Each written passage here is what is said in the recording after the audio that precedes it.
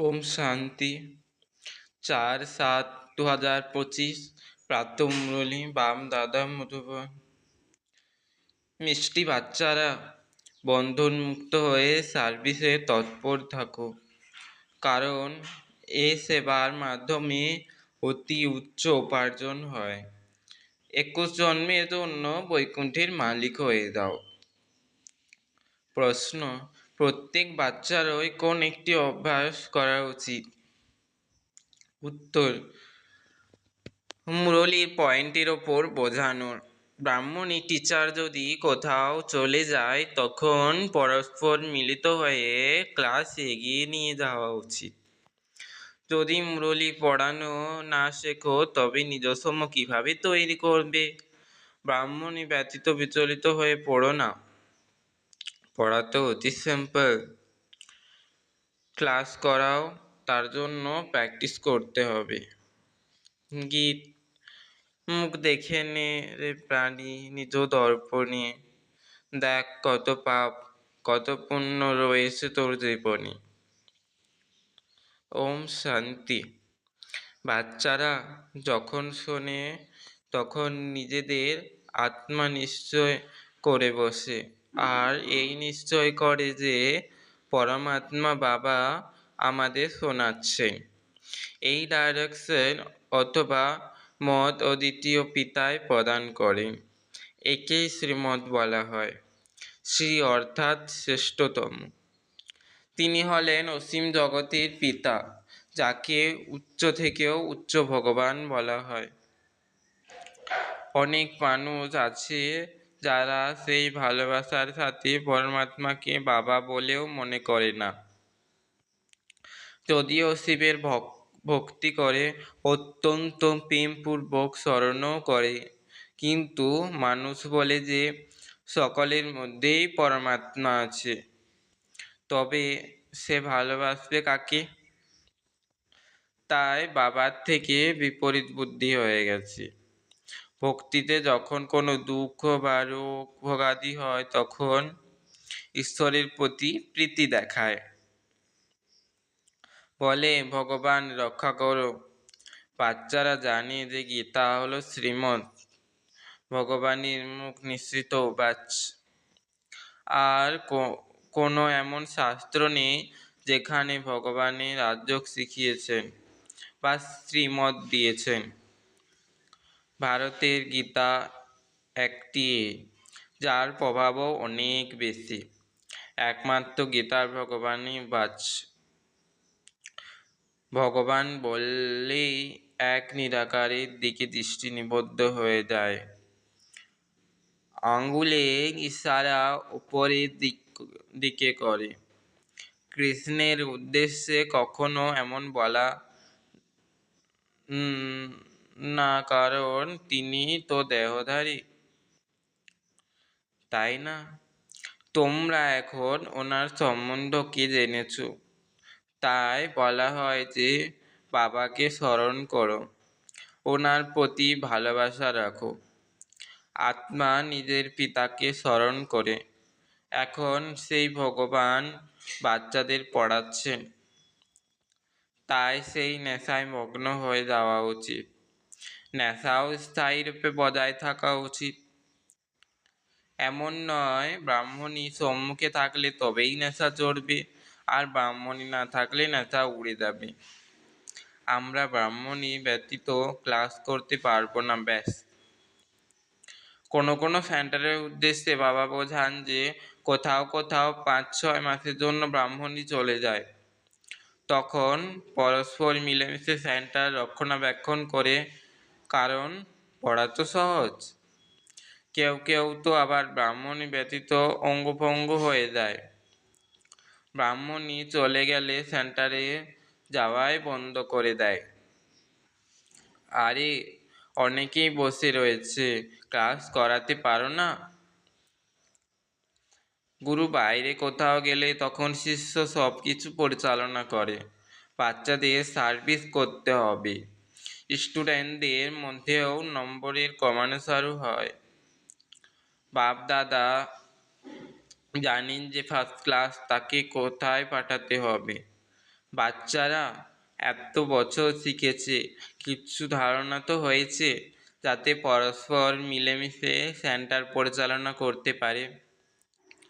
মুরলি তো পেয়েই দাও, পয়েন্টসের আধারে বোঝানো হয়। শোনার অভ্যাস হয়ে গেলেও শোনানোর অভ্যাস তৈরি হয়ে যায়। স্মরণে থাকলে তবেই ধারণা হবে। সেন্টারে এমন কেউ তো থাকা উচিত যে বলবে, আচ্ছা ব্রাহ্মণী চলে গেলে আমি সেন্টার সামলে নেব। বাবা ব্রাহ্মণীকে বলেন, ভালো সেন্টারে পাঠানো হয়েছে সার্ভিসের উদ্দেশ্যে। ব্রাহ্মণী না থাকলে বিচলিত হওয়া উচিত নয়।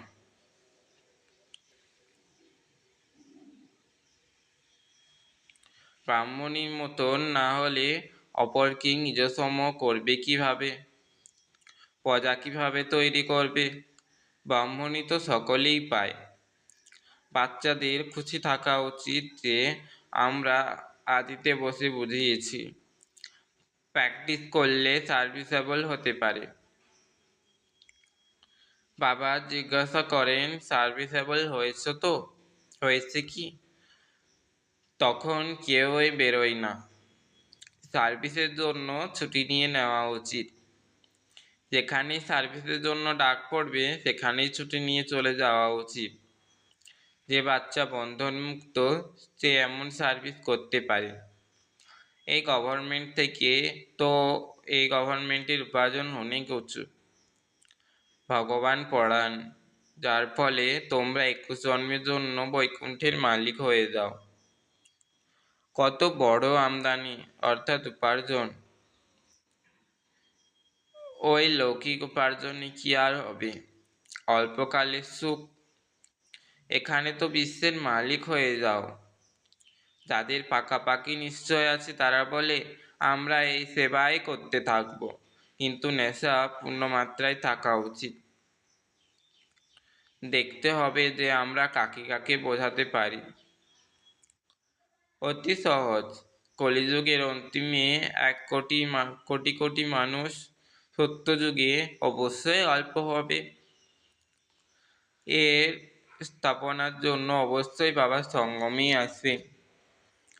পুরনো দুনিয়ার বিনাশ হয়ে যাবে। মহাভারতের লড়াইও বিখ্যাত, আর তা তখনও হয় যখন ঈশ্বর এসে সত্যযুগের জন্য রাজ্য শিখিয়ে রাজার রাজা করে দেন, কর্মাতীত অবস্থা প্রাপ্ত করান।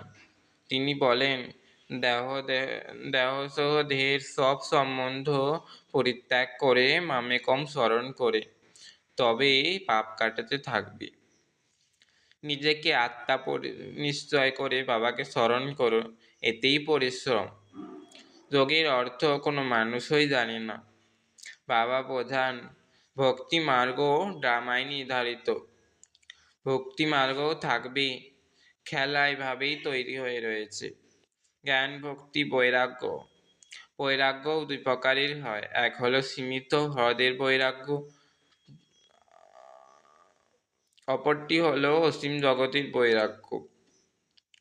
বাচ্চারা, এখন তোমরা সমগ্র পুরানো দুনিয়া ভুলে যাওয়ার জন্য পুরুষার্থ করো, কারণ তোমরা জানো যে আমরা এখন শিবালয় পবিত্র দুনিয়ায় যাচ্ছি।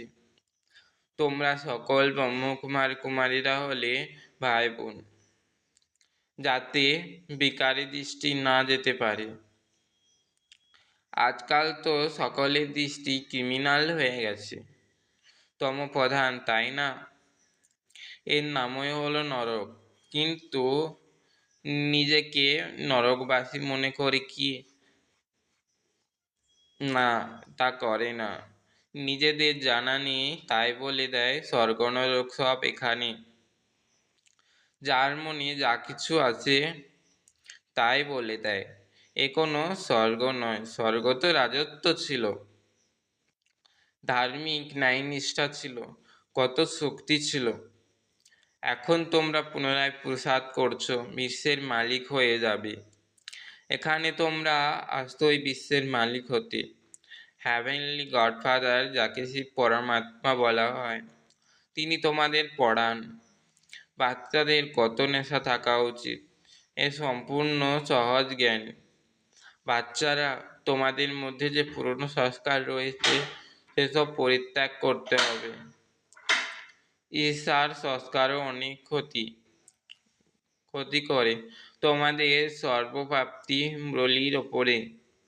তোমরা যে কোনো কাউকে মুরলির ওপর বোঝাতে পারো, কিন্তু অন্তরে ঈর্ষা থাকে যে এ কি কোনো ব্রাহ্মণই, এ আবার কি জানে, ব্যাস দ্বিতীয় দিন থেকে আর আসবেই না। এমন পুরনো অভ্যাস এখনো রয়ে গেছে, সে কারণে ডিসার্ভিস হয়ে যায়। নলেজ অতি সহজ। কুমারীদের তো কোনো কাজকর্ম ধান্দা নেই।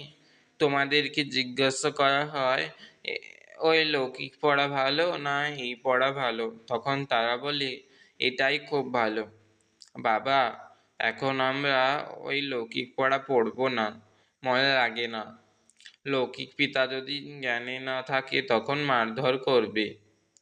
অনেক বাচ্চারা আবার দুর্বলও হয়, তাদের বোঝানো উচিত, তাই না, যে এই পড়ার মাধ্যমে আমরা মহারানী হয়ে যাব।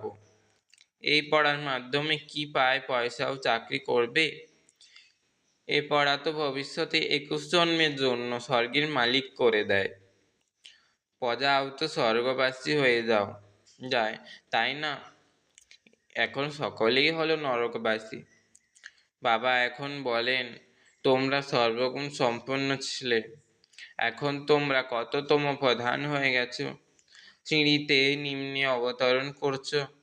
ভারত যাকে সোনার চড়ুই পাখি বলা হতো, এখন তো কানাকড়িও নেই। ভারত 100% নির্বিকারী ছিল, এখন 100% বিকারী। তোমরা জানো যে আমরা বিশ্বের মালিক পরশনাথ ছিলাম। তোমরা গীতও শুনেছ যে নিজের অন্তরে দেখো যে আমরা কতখানি যোগ্য হয়েছি। নারদের উদাহরণ রয়েছে, তাই না? দিনে দিনে অধঃপতনেই যায়। অধঃপতনে যেতে যেতে গলা পর্যন্ত সম্পূর্ণ পাকে ফেঁসে গেছে। এখন তোমরা ব্রাহ্মণেরা সকলকে শিক্ষা ধরে পাক থেকে বাইরে বের করে নিয়ে আসো। ধরার আর কোনো জায়গা তো নেই, তাই টিকি ধরা সহজ। পাক থেকে বের করার জন্য টিকি ধরতে হয়, এমনভাবে পাকে ফেঁসে যায় যে তা আর জিজ্ঞাসা করো না। এ তো হলো ভক্তির রাজ্য, তাই না? এখন তোমরা বলো যে বাবা, আমরা কল্পে পূর্বেও তোমার কাছে এসেছিলাম রাজ্যভাগ্য প্রাপ্ত করার জন্য। যদিও লক্ষ্মীনারায়ণের মন্দির তৈরি করতে থাকি, কিন্তু তারা জানে না যে এরা বিশ্বের মালিক কিভাবে হয়েছিল। তোমরা এখন কত সমঝদার হয়েছ। তোমরা জানো যে ইনারা রাজ্যভাগ্য কিভাবে পেয়েছেন, পুনরায় 84 জন্ম কিভাবে নিয়েছে। বিড়লারা বা শিল্পপতি কত কত কত মন্দির বানায়, যেমন পুতুল তৈরি করে ফেলে।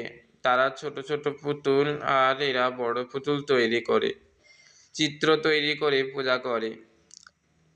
ওনার অকুপেশন না জানা মানে পুতুল পূজাই হলো, তাই না? এখন তোমরা জানো যে বাবা আমাদের কত ধনশালী করেছিলেন। এখন কাঙ্গাল হয়ে গেছো। যে পূজ্য ছিল সে এখন পূজারী হয়ে গেছে। বাচ্চা ভক্তরা ভগবানের উদ্দেশ্য বলে, তুমি পূজ্য, তুমি পূজারী, তুমি সুখ প্রদান করো, আবার তুমি দুঃখী দাও, সবকিছু তুমিই করো, ব্যাস এতেই মত্ত হয়ে থাকো।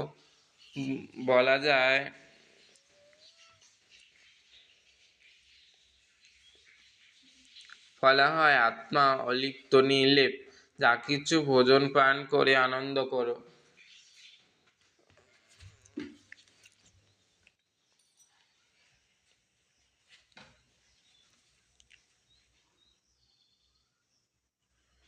যা কিছু কলঙ্ক শরীরেই লাগে তা গঙ্গা স্নানে শুদ্ধ হয়ে যাবে। যা ইচ্ছা তাই খাও। কি কি ধরনের ফ্যাশন হয়েছে, ব্যাস যে যার স্মৃতির রেওয়াজ শুরু করে সেটাই চালু করে যায়। এখন বাবা বোঝান যে বিস্ময় সাগর থেকে শিবালয়ে চলো সত্যযুগী ক্ষীরসাগর বলা হয়। এ হলো বিস্ময় সাগর বা বিষসাগর। তোমরা জানো যে আমরা 84 জন্ম নিতে নিতে ও পবিত্র হয়ে গেছি, তাই তো পতিত পাবনকে আহ্বান করা হয়। চিত্রের দ্বারা যদি বোঝানো হয় তখন মানুষ সহজেই বুঝে যাবে। সিঁড়িতে সম্পূর্ণ 84 জন্মের বৃত্তান্ত রয়েছে। এত সহজ কথাও কাউকে বোঝাতে পারবে না। তখন বাবা বুঝে যাবেন যে সম্পূর্ণরূপে পড়ে উন্নতি করতে পারে না। তোমরা ব্রাহ্মণদের কর্তব্য হলো ভমরীর মতন কীটপতঙ্গকে ভু ভু করে নিজসম বানানো, আর তোমাদের পুরুষার্থ হলো সর্পের মতন পুরনো খোলস পরিত্যাগ করে নতুন ধারণ করা। তোমরা জানো যে এ হলো পুরানো পচনশীল শরীর, একে ত্যাগ করতে হবে। এই দুনিয়াও পুরানো, শরীরও পুরানো, একে পরিত্যাগ করে এখন নতুন দুনিয়ায় যেতে হবে। তোমাদের এই পঠন পাঠন হলো নতুন দুনিয়া স্বর্গের জন্য। এই পুরনো দুনিয়া সমাপ্ত হয়ে যাবে। সাগরের এক ঢেউয়ে সব কিছু লণ্ডভণ্ড হয়ে যাবে। বিনাশ তো অবশ্যই হবে, তাই না? ন্যাচারাল ক্যালামিটিজ কাউকে ছাড়বে না। আচ্ছা, মিষ্টি মিষ্টি হারানিধি বাচ্চাদের প্রতি মাতা পিতা বাপদাদা চরণে স্নেহ সুমনা সুপ্রভাত। আত্মাদের পিতা তার আত্মারূপী বাচ্চাদেরকে জানাচ্ছেন নমস্কার। আমরা সবাই আত্মারা পিতা বাপদাদার প্রতি স্নেহ সুমনা সুপ্রভাত। নমস্কার বাবা, নমস্কার। ধারণার জন্য মুখ্য সার।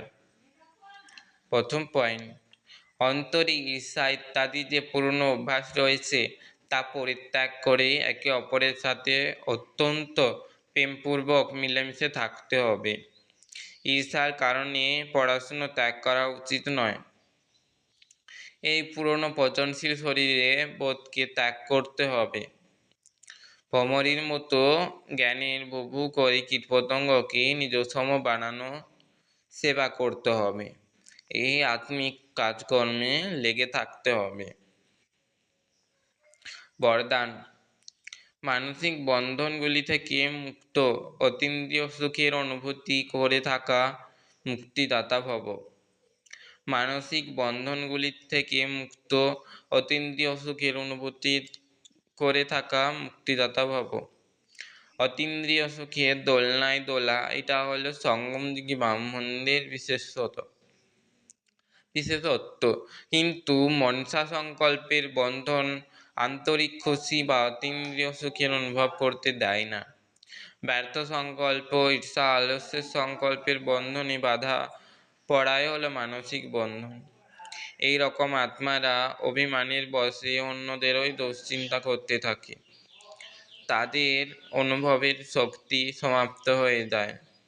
সেই জন্য এই সূক্ষ্ম বন্ধনগুলি থেকে মুক্ত হয়ে তবে মুক্তিদাতা হতে পারবে।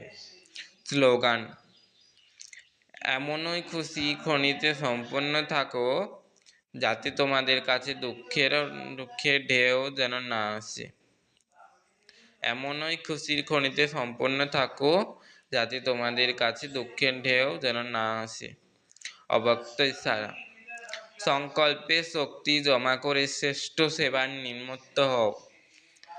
যে কোনো শ্রেষ্ঠ সংকল্পরূপী বীজকে ফলীভূত করার জন্য সহজ সাধন হলো একটাই, সেটা হলো সদা বীজরূপ বাবার সাথে প্রত্যেক সময় সর্বশক্তির বল সেই বীজে ভরতে থাকো।